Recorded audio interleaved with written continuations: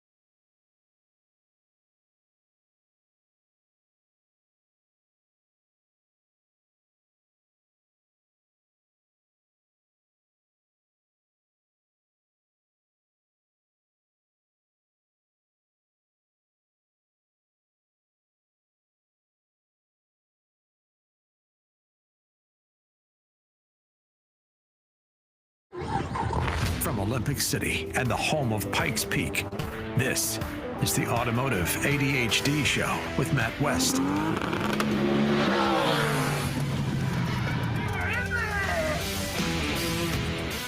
All right, and we are rocking it here on the Automotive ADHD Show. Got a loaded show for you, a really fun addition to the show. We're going to talk about learning to drive. We all start somewhere in our automotive journey.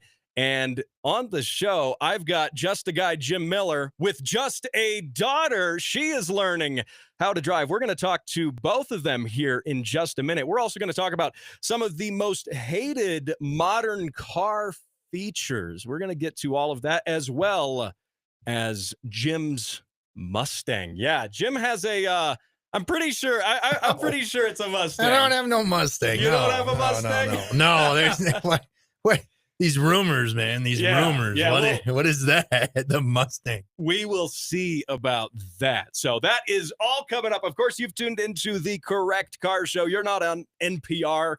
We don't have tote bags yet, at least. Wesley Kagan supposedly is working on those tote bags. So, but you said tote, right? Tote. Okay, Yeah. I thought Colorado, man. I thought you said toke. I was like, no. Clarification there. Yeah, all right. Then again, that might be what NPR's selling these days. I don't know. NPR, those guys, they're great. Aren't they a delight? Oh, man. So before we get to that, I do want to remind you, of course, you can catch this show. We are all across the radio in Southern Colorado, several great radio stations to catch this program on. Of course, we're also online, YouTube, Facebook, Spotify, and more. And we are live on YouTube right now as we speak. And that's going to be something we're doing a lot more going forward. Eat your heart out, interweb. Eat your heart out. We're coming for Joe Rogan, man. We're coming for Joe Rogan. What do we have? A 3 million listener difference? I think we'll have a better opportunity fighting with Whistle and Diesel than anything else. Oh, man. But before we get to that, Jim, the colors here, the fall colors are changing here in Colorado. They are beautiful. It is spectacular. And that is driving people up into the mountains in search of those colors. Hey, you've probably seen this. There's some car groups around doing fall cruises, things like that. It's the time to drive up the peak and go look at stuff too, honestly. Go take the old 14K freaking drive and go up there, or take the whole family and do the COG. We did the COG. You did the COG? We How just was did the COG.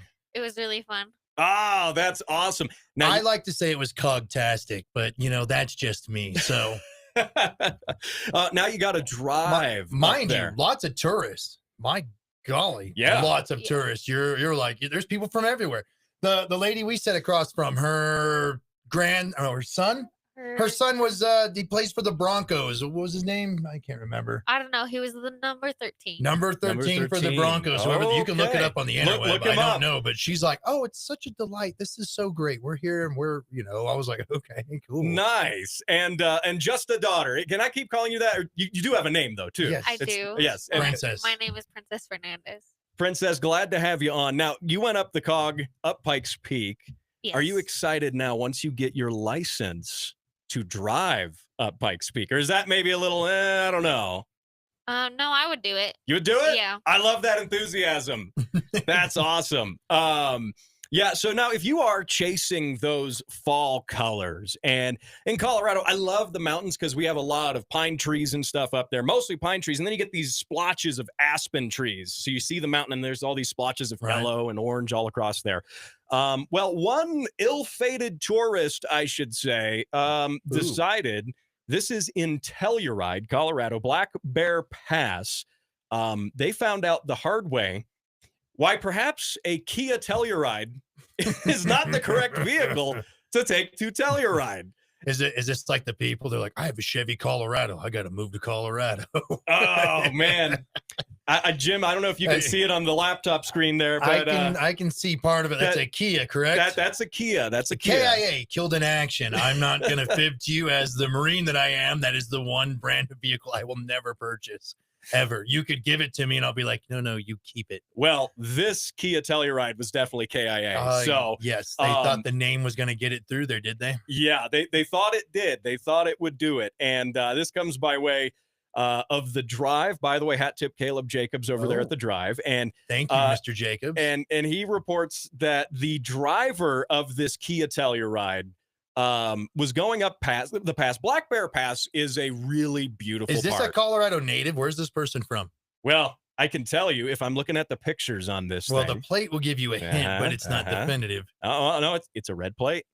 That's a rental. Oh, that's a where are plate. they from? Does it say on there? I'm curious. They are from not here. Not here.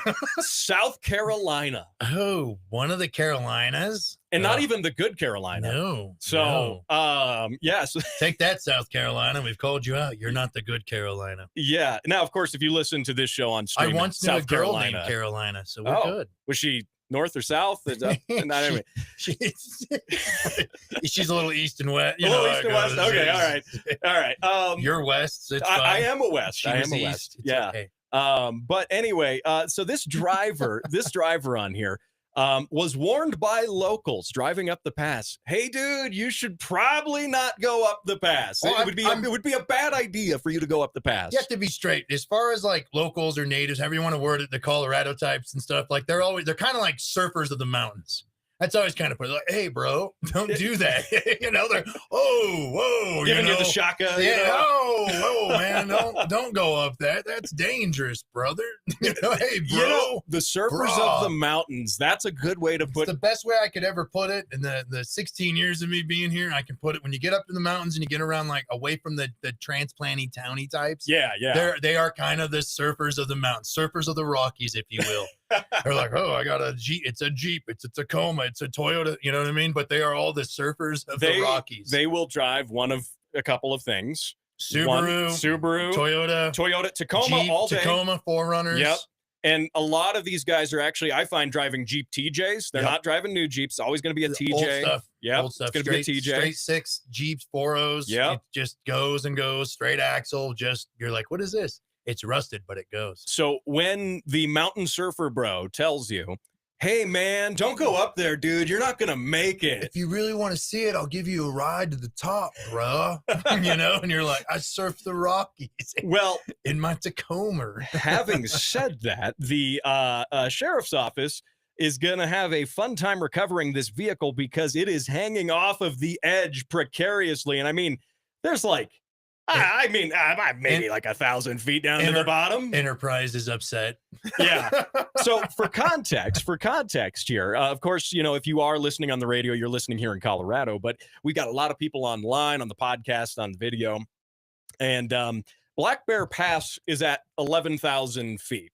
It starts at 11,000 feet. That's the beginning of Black Bear Pass. It's nothing to sneeze at. Yeah. It will make you lightheaded if you're not from here. The town of Telluride itself is 8,700 feet. So, this is one of those things that I feel like Colorado 4x4 Rescue and Recovery, we had them on the show. I think last year we had them on. Yes, it was last year. We had them on the show. They are a great nonprofit who goes out and recovers these vehicles. They do it as a nonprofit, and they are now the reason guys like this can ultimately get off the trail. Now, having said that, this is a rental car, so the owner does not have much incentive to get it off the trail. No.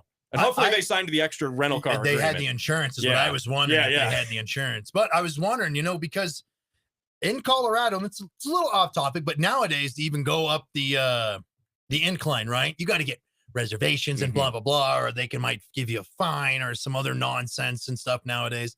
So is Colorado, I don't want to say is Colorado, the legislative bit, the politicians, are they charging people when they get all stuck like that and stuff in the middle? That's a good question. Because how they get all about that. Yep. They're like, oh, it's the environment and the trail and yada yada. Well, and I don't think it's so much. I don't think it's so much the legislator, but the sheriff's department and the local search and rescue teams include a lot of expenses recovering this to go out. But I'm just curious if they charged a recovery fee regardless, or a clearing it fee. I don't know, and I'm gonna lean towards a no on that, because that's also why there are nonprofits like Colorado 4x4 Rescue and they do and Recovery. A good job. Good shout out. And they do it all on volunteer basis, donation basis. Those guys rock. So solid. And they teach you how to wheel safely as well. Now, coming up after the break, we're talking Jim Miller's Mustang and more. You're listening to Automotive ADHD. Don't go anywhere.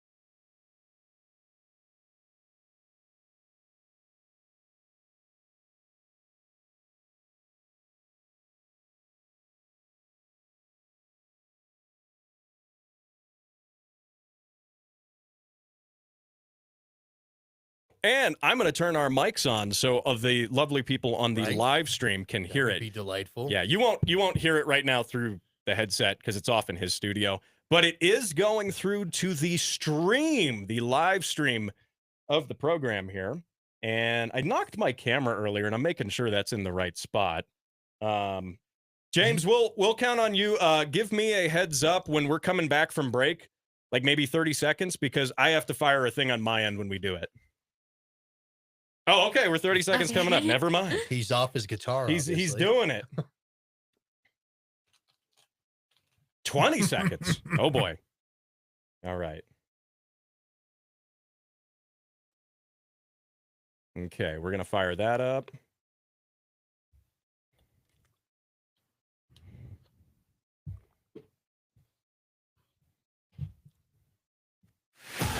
His motor skills are just fine. Automotive ADHD with Matt West. Oh, man. Jim Miller, just the guy's cracking up over here. And by the way, motor skills. And shout out to James Fiddler helping us run the board in the background. He's making sure I don't do anything stupid because I did a stupid thing earlier and we had some dead air. And that was on me. I know. Fun fiddler fact, though. He plays the guitar, not the fiddle. I'm a little disappointed, James, that you do not play the fiddle. I'm very disappointed by that. So he says he's okay. He says he's got to lock in. He's got to lock in. But rice cakes. Anyway, we're doing some new stuff technologically between the video live stream and the radio feed, and we're making magic happen. And he's doing his job to make sure I'm not dumb, which that's easier said than done. A lot of research and development happen in between. Yeah. So, all right, it's good. But joining me in the studio here, of course, Jim Miller, just a guy. We've got Princess, just a daughter. She is learning to drive. Welcome back to the show. Hi. We love people who want to drive. This is a car show. We talk about cars. That's what we do. We're going to get into some of your experience learning to drive here in a little bit. But first, Jim has a confession, which is that he has a Mustang. I do not have a Mustang. All right. If you caught a bonus of the podcast maybe a week or two ago, you maybe have the inside scoop on this. Yeah, yeah. Yo, bro, if you're on the pod, you saw the extra. I'm just trying to get a plug in there. It's not a Mustang. It's a 70s Toyota Celica, but it does have what is called or considered the old like Eleanor kit, so it does make it look like a little Eleanor Mustang. So I get what you're saying. So it's a Mustang. No, it's not a Mustang. It's a Toyota Celica from the 70s, man. It's a first generation Celica. It's a pretty sick car, actually. This is Celica like Fox body Mustang in Italian or something? Yeah. Green cell. Maybe Japanese. Yeah. No, it's a four banger of danger. Slower than tar, super fun to drive, extra analog, roll up windows. It's a 70s car. It's great. Cars are like women. Everybody loves them, especially the older stuff. So they got to start paying for things. So they start noticing things happening all the time. Fun thing. I was going down Academy, and I had to make the turn on Shelton. Mm-hmm. Brake master cylinder goes out randomly as heck. Super fun. E-brake it up, put it down, shift in. Just trying to be like, yep. Is this the time? Is this when it's going to happen? Is this the end? Is this my lotto ticket? Is this what happens? Is this the number I pulled? And you're like, oh, and it's all, and you're like, oh, it did stop. That's nice. Oh, okay. It did That's stop. Nice. Okay. 70s e-brakes are not like 80s or 90s e-brakes by any means. They are you're wrenching it up and you're like, yep, brake pumping, downshifting, pulling e-braking and going, I don't know what's going to happen. Something will stop you eventually. It might be like a brick wall. It might be like the back of a semi-truck. Eventually you will stop. These things do honestly happen and break with old cars. But yes, it is not a Mustang. It's a 70s Celica. Yes, I already ordered the part. It's pretty easy to put in. It's just R&R, nickel work, but just waiting for the part to come in and then drive it back up. I wanted to drive it today, but the part was supposed to be here Tuesday. And let's not lie, those things take forever now for some reason. Or you get the wrong part 3 times. Or a defective one now, because I don't know what's up with quality. Oh, no. My favorite thing, I say sarcastically, is when you get a part, you get something in the box, and it turns out it's someone else's old part, They took the new one out, put the old one in, and returned it. That's disgusting. Gross. Diabolical. Diabolical. People, blasphemy. People who do that should be publicly shamed. They should be tarred and feathered. They should be. There's got to be more of a consequence. Wear the letter there. P for parts pirate or something. You're like, what? R. Oh, man. To err is human, to pirate is R, you know? Yeah. Like, what? The worst is when you get it and you order something, say, from Rock Auto, and they do what they can to make sure this doesn't happen. But when you have to order it and you can't just go back to the parts store and go, yo, dude, I got an old part in here. What's up with that? Yo, bruh, where's my part at? I'm trying to surf the Rockies, Surf the Rockies, bruh.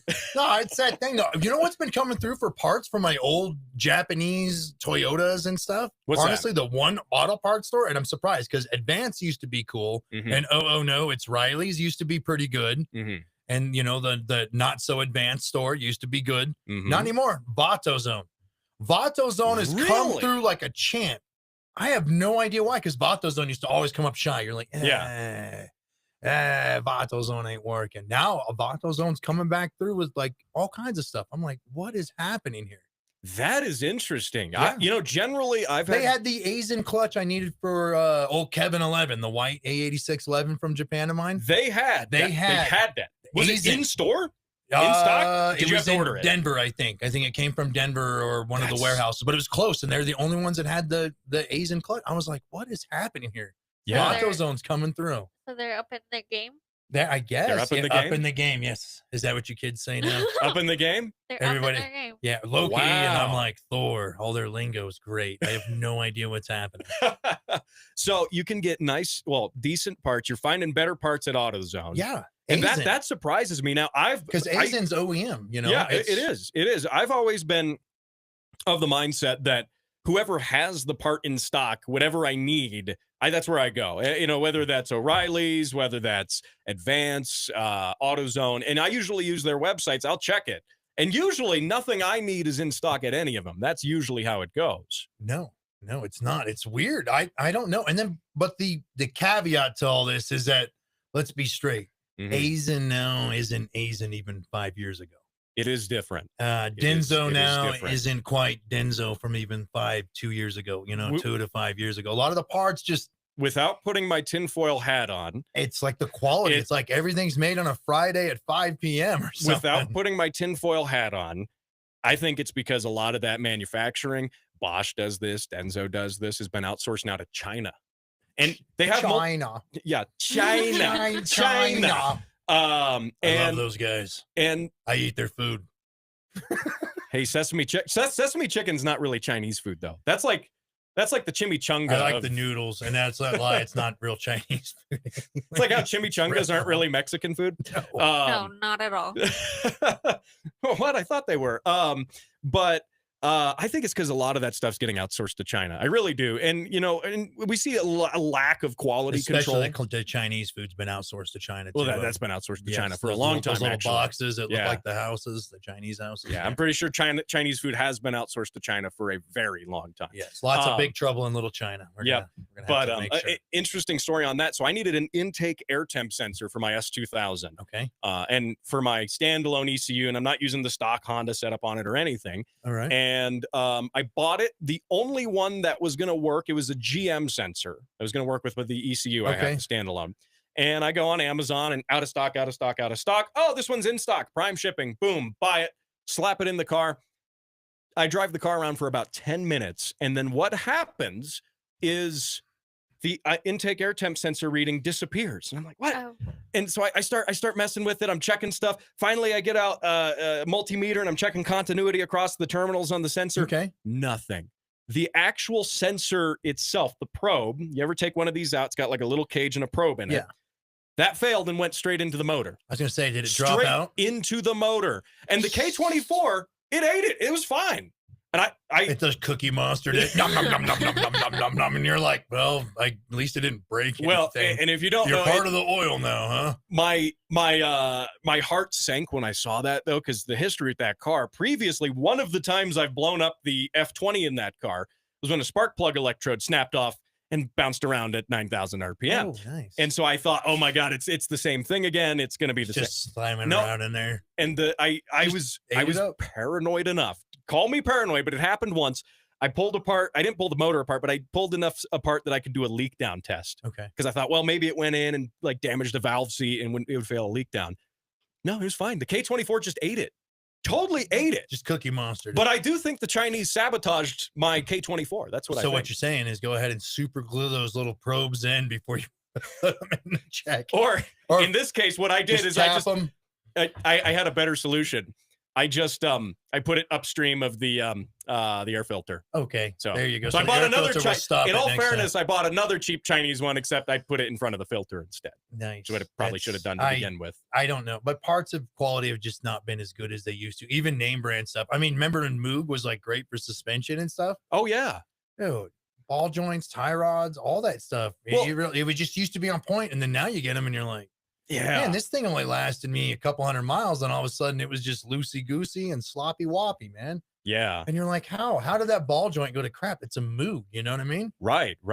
Yeah, and that's a fair point. And with that being said, I mean, there's other stuff too, like old school Megan for aftermarket actually used to be pretty good. All right, until it was super Chinese. It was never great. Don't get me wrong. I'm not saying it was never like top tier. It's a low mid tier thing is what it was, but it was good for streetable and adjustability and just running if you wanted to get a good stance position and not the camber crap, but like really lining up your car and stiffening it up and just modernizing suspension on some old 80s or 90s stuff. It was all right. Yeah, absolutely. I guess kind of the way to do it is like if it's blue Megan, it's Chinese Megan. It is. And on that old 86 shell that I sold you, there was some older Megan on that, if I remember. Pink or purple, I believe. I think it was red at one point. And then it got faded in the sun. Yeah, it's the red stuff. That's what happened. When Megan was red and turned to pink, it was okay-ish. That car just keeps giving back. Yeah. I mean, you sold it now, but I took the parts I needed off of it, sold it to you. You took the parts you needed off of it. Now another guy bought it. Yeah, he's going to take the parts he needs off of it. Most of that suspension's all going to go on the old green Celly, so it's going to modernize it a bit, which will make it a nicer ride in old potholes, weird speed bump. And then if you ever get into those, you ever seen the potholes that are so bad they got the little lump after? Oh man, I call those speed holes now. Well, we get those on. I don't know what to call them, so I gave them their own term. You get them on I-25, where where it goes. You know where it goes from asphalt to cement. The cement will be fine, but the asphalt will start to bunch up and curl up at those seams. It does a hole, and it makes its own speed bump. So those are speed holes, just so everybody knows. That's what I call them. I have no idea. We made our own term for them. Those are what speed holes are. Speed holes, destroyer of wheels. Down, up, clunk. And you're like, possibly oil pans and subframes and everything. Though, on that note, I have to say, did you drive here to the studio? We're right here off of Woodman and I-25. Did you drive here on Woodman this way? Which way? From the highway or from Academy? From Academy. From Academy, yeah. Yeah, terrible. It's terrible, but they started paving it. They actually started paving, and it's real pavement. Remember when the potholes over there were like, it's like asphalt and the pothole was down to concrete? Yeah. And you're all, what is this? Well, and then when the chip seal failed and it basically just turned into a gravel road. Yeah. Yeah. It's great. And then you look like you're a drunk driver dodging all the crap. Yeah. Yeah. No, it's, I do commend them on that. And somehow they're actually paving it. It's real asphalt. I'd like to see more of asphalt. That. I would like to see more of that. It's not Chinese asphalt. It's real asphalt. Well, because last time they just basically put some tar down and then laid some gravel on it and said, yeah, that's good for 10 years. That weird chip seal. We're going to a break here. Stick with us. You're listening to the Automotive ADHD Show. We'll be right back.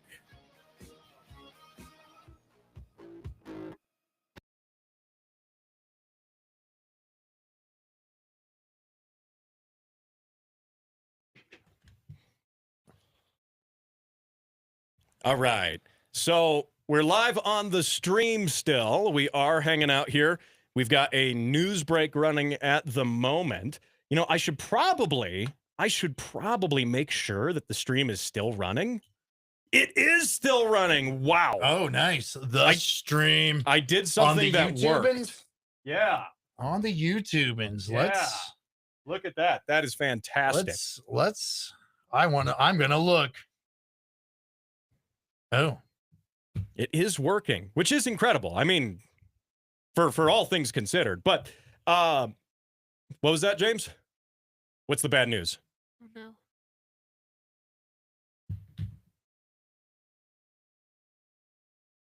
Was it all? No, because we heard it in here.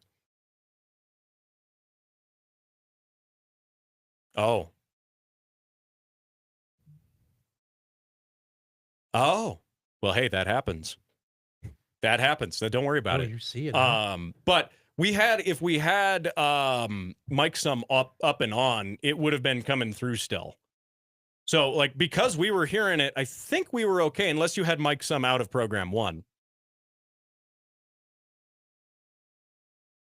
Yeah, I'm doing that. Yeah.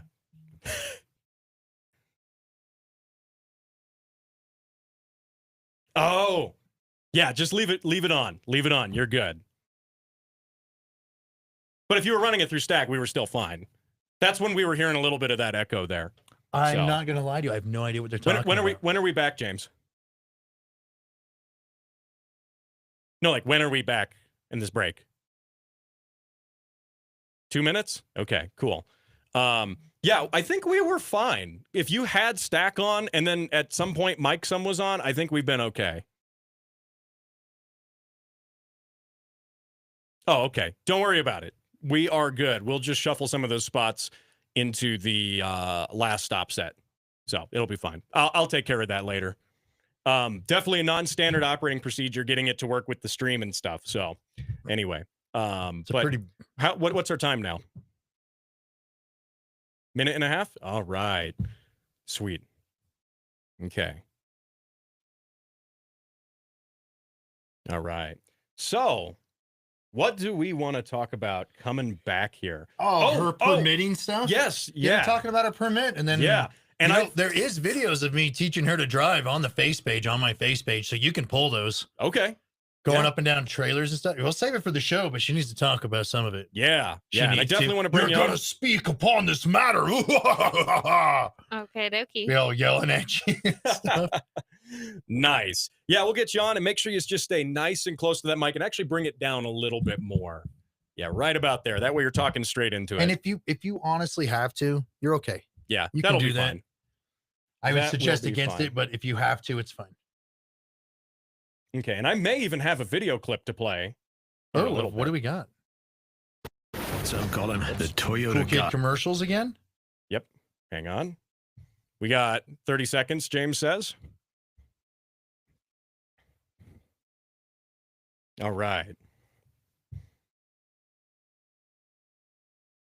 Okay. That's running. 10 seconds. Ooh, it showed part of your intro for a second there. That was weird. Yeah. Did you play my intro? Some call him the Toyota God. Others say he ran for mayor. Introduce you to the candidates running for mayor. So today it's Jim Miller. One of your priorities that you've laid out is fixing the roads in Colorado Springs. Jim Miller. Mr. Miller, you also have 30 seconds. That was Jim Miller, just a guy. All we know is he's just a guy with more cars than friends.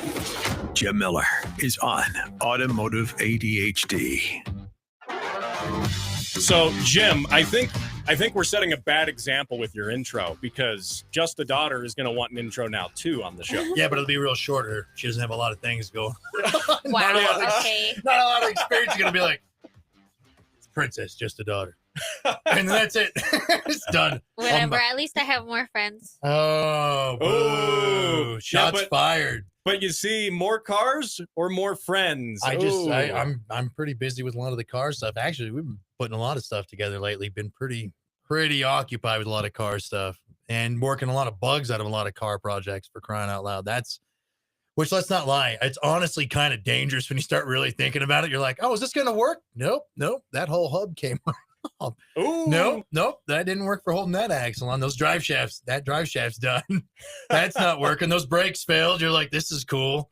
This is in the car world. This is what happens. If you turn wrenches, you know all about it. Now, side note, I haven't talked about it much on the show, but I have taken a break from the car projects. Mostly because I ran out of money because I decided to do a building project. I'm building. But it's for cars. For cars, yeah. For automotive needs. It's a business expense, actually. It gives you a whole automotive thing. It's not big, but I'm building my own 1,000 square foot shop, which is basically like a 4 or 5 car garage. It's not that big, but it is my own. And I've discovered that, when contractors, they say, oh, anything with contractors is going to be more expensive, right? I was like, yeah, okay, I'll set aside some extra money. No, it's like a lot more expensive. Well, there's over always budget, extra overtime.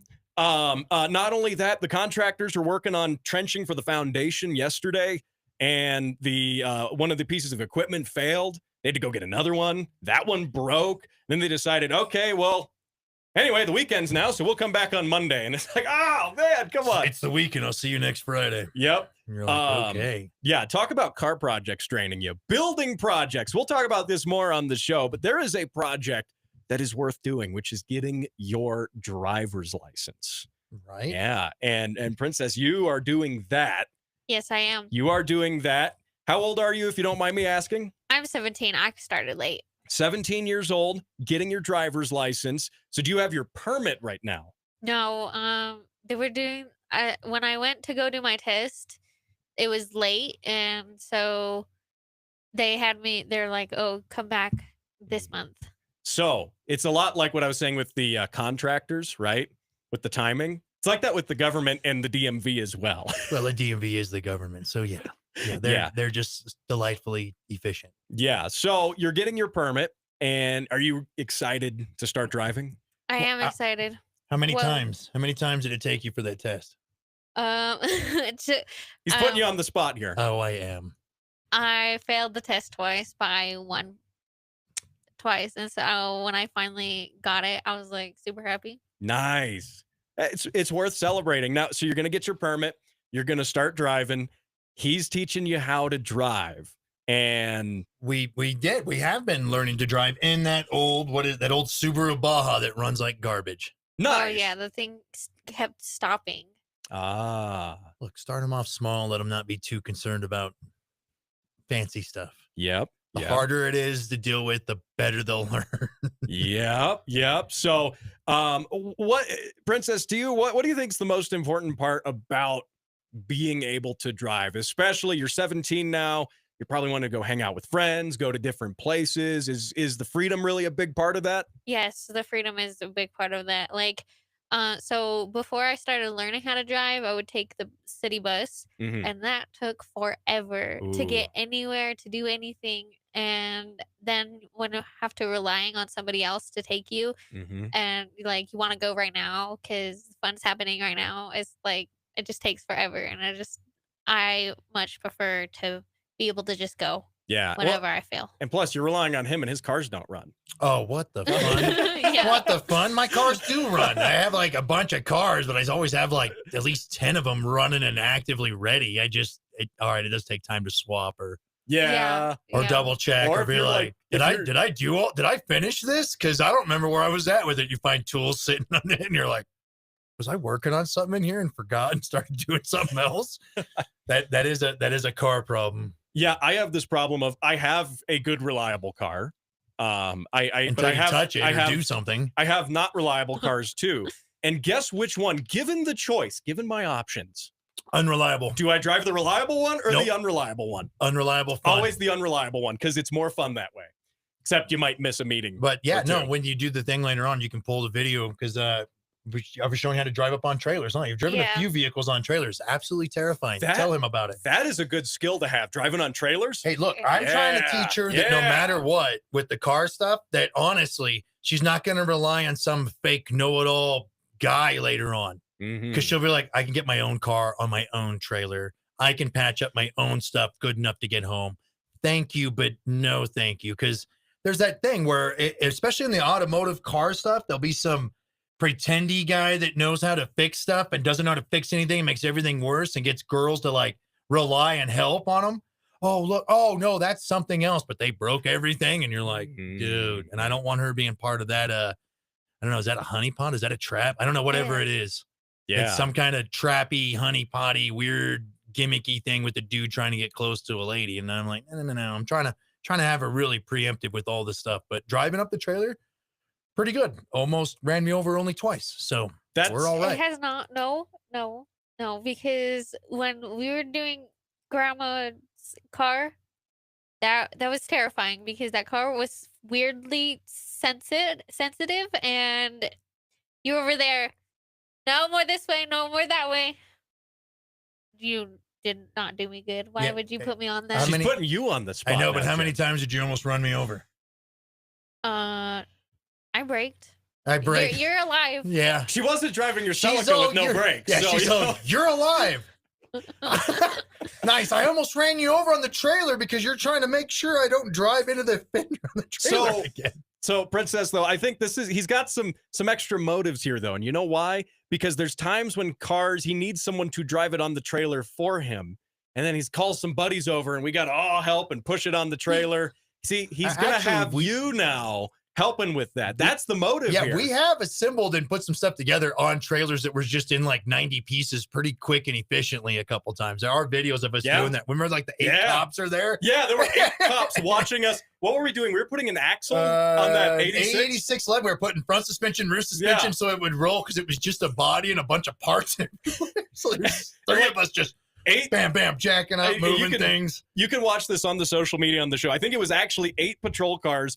All of CSPD just showed up to watch us. Like slapped together 11 on a trailer. I guess it was that entertaining. They were like, look at these guys. We're going to wait for that car to fall off the trailer. And then maybe we'll go help them out after that. Right.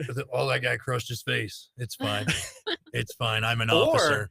What was it that, it wasn't I'm trying to remember what other car we had that we were putting on a trailer. Didn't have any suspension. A Cressida. We had a Cressida. Yeah, and we strapped it onto some cinder blocks in the middle that were on wheel dollies. Yep. But just in the middle, so wood. the car was like a big seesaw. It was definitely teeter-totting like no other. No, the main thing for teaching how to get things on and off the trailer is like, I highly suggest this to any other parents or uncles or any aunts, anybody out there that's in the cars teaching the youngers, be like, no, you need to know so if someone does come up and help, you can prevent problems or see if they're fake helping or trying to break stuff or charge you or get you relying on them or some kind of weird bait and switch. Because there's a lot of automotive scammy things and a lot of people that take advantage of people that don't know car stuff. I mean, we went from the era of like, if you have a flat, I'll stop and help you change a flat, to where now like people roll up the window and call the cops if you're like trying to help them. You're like, hey, I can change your flat real quick. You don't have to get out. Just pop the trunk and I can put it together real quick and get you back on the road so you're not here on the side of the highway in the heat with the kids, you know? And it's a sense of self-sufficiency that you learn not only by driving, but also being able to work on your own stuff, load stuff on a trailer, do all of that. So we're going to talk about that and more. And I also have a video clip I'm going to play for you guys that's going to give us some hope for Gen Z. Yeah, that's coming up here. Yeah. After the break, you're listening to the Automotive ADHD show. Stick with us. Don't go anywhere.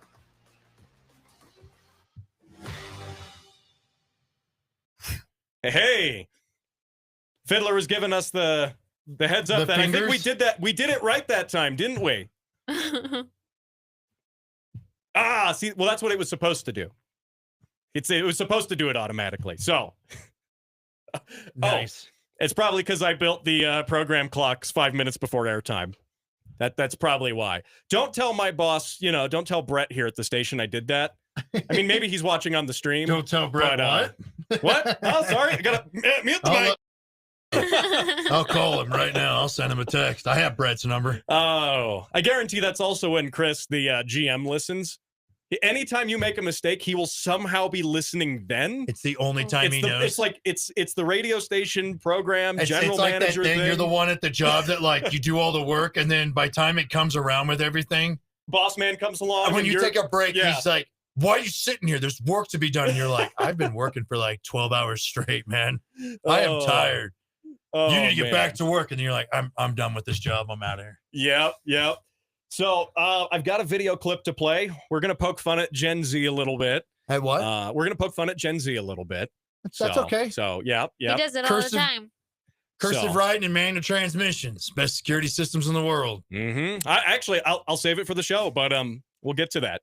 But we got to be careful, though, because we got 2 Gen Zers here. So, Jim, we're actually like 1 for 1 outnumbered. I'm a millennial. You're Gen X. Oh, nice. Are you Gen X? Sure, sounds good. I don't know. I don't keep track of that kind of goofball stuff. How old are you? I have 40s? Real things to do. Let's not worry about old enough is what he said. Old enough. I've been around. But we do have 2. I am an adult. We got 2 Zers here. So James running the board. Princess, we got you here. So, what can you purchase? Everything legally. James, how much time do we have in the break? 2 minutes. All right. I ain't gonna lie. I should probably use this timer that I have. Like, I have a timer here. You do? Yeah. Well, no, he uses his timer all the time. I just talk until I hear bumper music, which is a problem when the system crashes and there's no bumper music. So, oh man. Speaking of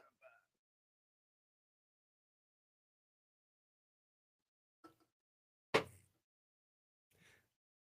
Oh yeah.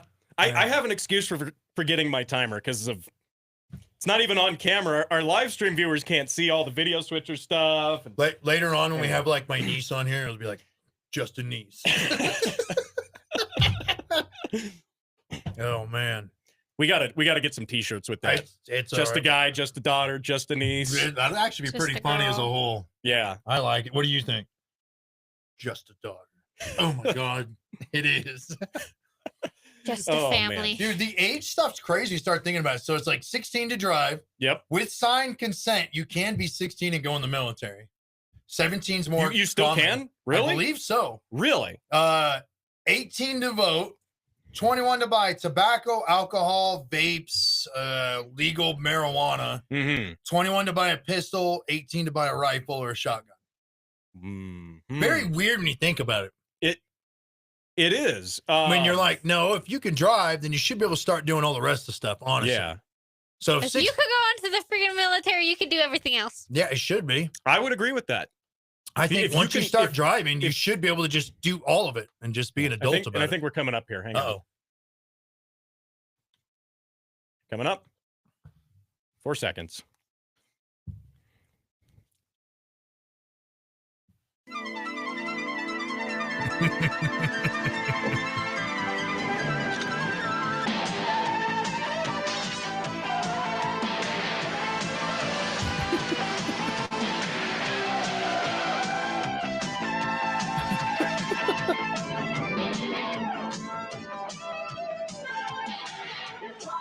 Fantastic car, sir. Care for a test drive now? Toyota. I like how she was looking at him. She's like, "Oh, did you just pull that e-brake? Yeah, sexy e-brake puller, you." You probably couldn't see it on the screen here because that feed's tiny on this screen. But there was like a thing when it went over the bridge and the jump, and it's like the road. Oh, you saw it there on the stream? Yeah, it's like the Road and Safety Council recommends you drive safely. But he's all jumping over it. It's just like a little, little gradient. Oh man. Anyway, go Toyota. You're listening to the Automotive ADHD show. I'm Matt West. Joining me across the board, Jim Miller, just a guy with Princess, just a daughter. We got the just a family here is what we've got, and we're talking about learning to drive. And before the break, we were talking about a little bit of the freedom that gives you as well.